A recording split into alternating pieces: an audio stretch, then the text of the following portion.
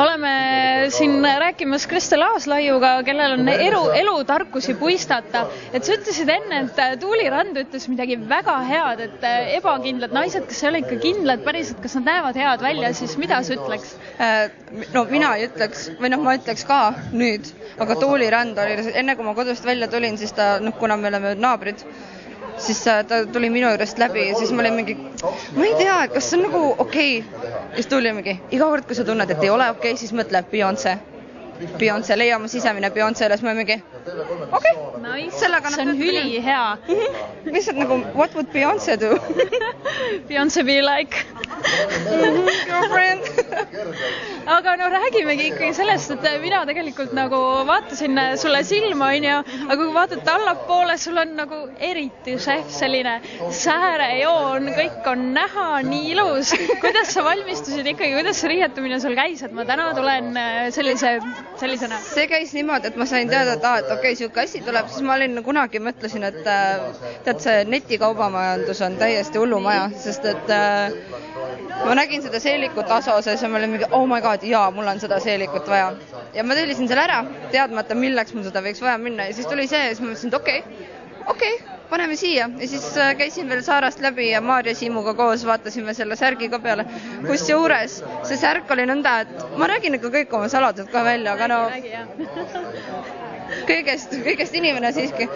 Selle särgi need varrukad olid veits nagu kitsad ja siis eile õhtul ma mõtlesin, kuidas ma need kähku nagu, veits nagu välja venitan. Ma tegin märjaks ja panin 2 liitrist suurt Sprite'i pudelit, panin lihtsalt kummagisse varrukasse ja saad aru, ja venisidki. Koduste vahenditega saab kõik tehtud. Ideaalsed nõuanded naistele. Muideks sa ei tundu ju ikkagi endiselt oma natuurilt selline, kellel oleks niimoodi naistele. Ja siis, kui su hulepulk hästi peale ei pisi, siis tee seda. Sa ei tundu seda tüüpi naine. Ma tean. Ma tegin ise endale täna meigi, mina ei jõua mingite meigikunstnikute juures käia, nii et... Ja vaadake, kui ilus. Vaieldav. Alati veel, oota, Beyoncé. Aga räägi natukene ka sellest, et millega sa viimasel ajal tegelenud oled, kuhu sa suundud, mis plaanid sul on veel tulemas, räägi nüüd natuke oma tööalastest, küll me siis pärast ka eraelust räägime, aga selles oma vahel on ju. Tead, mis siin ikka 1,2 homme laupäeval 17. on Sinilinnus õhtul Avoid Daviga aastaks ajaks viimane kontsert, kuna Taavi sõidab Uus-Meremaale.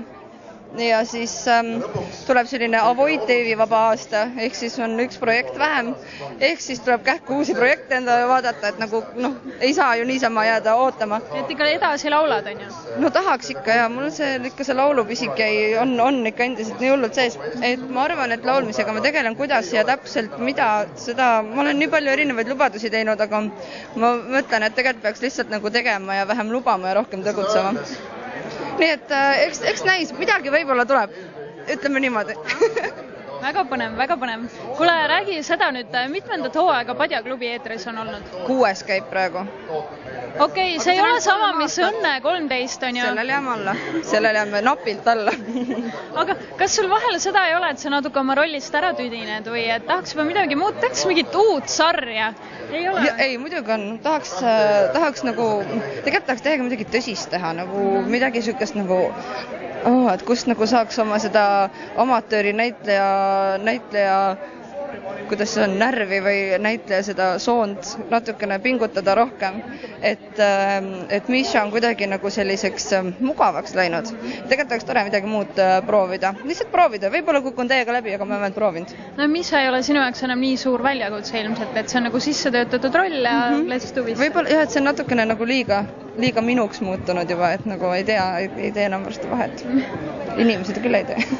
Nojah, aga rääkides sellest, et nagu ikkagi inimesed sind jälgivad, sind tahavad vaadata, et sa ikka pildis pead olema, muidu tulevad Elu24 kirjad, millega tegeleb Kristel, me tahame teada, miks ta ei kirjuta, küsige ta käest, on ju? See olen mina, kes kirjutab. Miks ta ei küsi, kuidas mulle? Mul on nii palju asju, ta üldse ei küsi. Kogu aeg käin ise vaatamas. Praegu sinu pihitool siin. Jälle ühtegi uudist minust ei ole. Mis mõttes? Elu24, palun. pean Anule helistama või sulle helistama või kelle, tehke head tööd. Sa võid meile kõigile helistada, selles mõttes sa tead meie enamus toimetust, tõmba kõigile. Sõim peale, et davai, tehke lugusid. Ma käisin poes ja ükski uudis seda ei kajasta.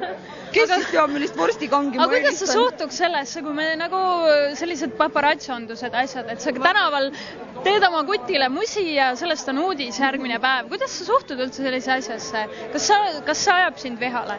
See ajab vihale, see on rohkem nagu selline segadus, arusaamatus, nagu, et miks, nagu, keda koti, vabandust, võib-olla see ei ole väga nagu poliitiliselt korrektne väljend, aga nagu miks peaks nagu päriselt kedagi huvitama, nagu, et mis piima ma joon.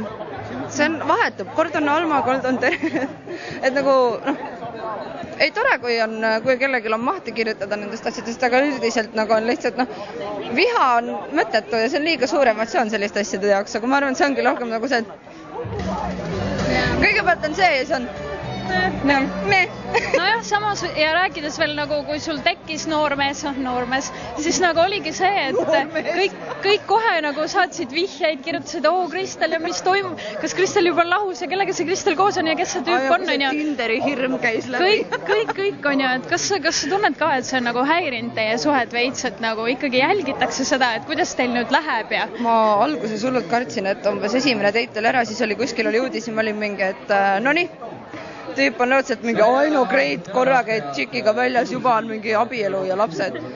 Aga siis ta oli nagu kuidagi mingi, et on mis on ja ma ise mõtlen sama, et on mis on, et tegelikult see oleks nii loll, et sellisel asjal lasta nagu oleks me mingi Hollywoodi tasemel, et me ei ole õnneks Taylor Swift ja Tom Hiddleston on ju, kelle by the way olete jälginud seda draamat või? Et nagu, et pigem nagu hoida sükest nagu regular liini, et nagu proovida nii normaalsed olla, kui vähegi võimaldab selle elustiili. Aga tead mis, ma pean sulle nüüd rääkima midagi, see on nagu viimane küsimus nii-öelda. Mina käisin siis kuulamas stand-upi ja siis olid tänaval kõndisid minu ees 2 neidu, kes rääkisid omavahel, issand, kuidas see Kristel saab selle tüübiga koos olla, kuidas ta niimoodi räägib Kristeli kohta. Sa ise käid kuulamas stand-upi, nagu, kuidas sa ise suhtud sellesse, et mingid pihvid on tänaval reaalselt mures sinu pärast? Ma pole viimaseid vaatamas käinud, ma ei tea. Tegelikult on mul alati lasknud ja see on, stand-up on veits nagu näitaminegi, et kõik asjad on ülepaisutatud ja mul on just hea meel, kui ma suudan teda inspireerida oma mingisuguste idiootsustega, et ma tean, et nagu naised võivad olla väga sellised, et ise oled ka vahepeal niimoodi, et teed jälle mingisuguse plahvatus ära ja siis mõtled nagu, mis asja ma tegin, nagu miks ma just tegin selle. Aga ma ei tea, ma arvan, et las ta räägib nendest asjadest, peaasi, et inimesed naeravad, nagu kui keegi vähemalt naerab ja ta on nii vaimukas, ta on nii andekas inimene üleüldse, et nagu ma lihtsalt nagu kogu selle austus juures rääkigu minust, mis tahab. See on väga hea selline lõpulause meie intervjuule. Aitäh sulle, Kristel, ja paneme edasi. Võiduka lõpuni.